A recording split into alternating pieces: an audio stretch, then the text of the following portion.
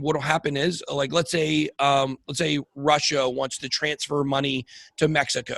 Russia would have to actually have US dollars and would have to transfer that through to Mexico, and then Mexico would have to convert that to pesos. And the US dollar is in the middle of everything. That's why our economy has been the strongest, because we have the reserve currency.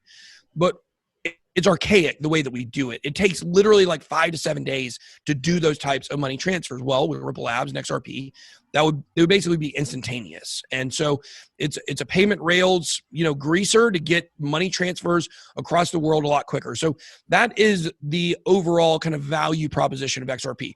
Ripple has several products the banks are using, but a big problem a lot of people have with XRP right now is that the banks aren't actually using the XRP token. They're using the products, but they're not settling in the token. And so a lot of people that are bearish on XRP said people will never use the token and things like that. So what's going on behind the scenes is you have the SEC lawsuit where the SEC is alleging that Ripple Labs, specifically Brad Garlinghouse and Chris Larson, which Jed McCaleb left out of it, even though he was there for all of it, which, still got to wonder, maybe he's a whistleblower and all this stuff. I don't know.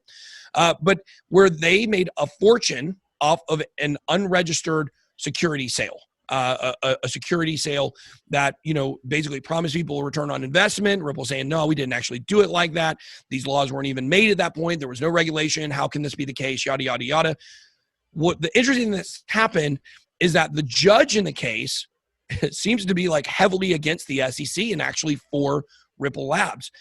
What I'm being told, and what's very obvious from the outside, is this not going well for the SEC. It looked like the SEC was totally going to lose the case. What I'm being told is that right now the SEC is kind of having to punt.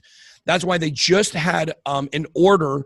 I get confused on a little the legal terms here because I'm not a lawyer or a judge. I do judge a lot of people, though. But an order to where it extended the case out probably all the way to October before they actually have to come and reconvene and give a ruling.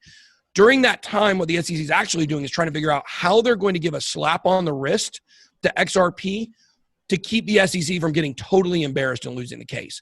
They're going to basically offer Ripple like such a sweet deal that's going to be nothing to them that they're just going to accept it for it to be over. So that's kind of going on in the background. That's what I'm hearing is going to happen. And then I got some sources that are telling me some things.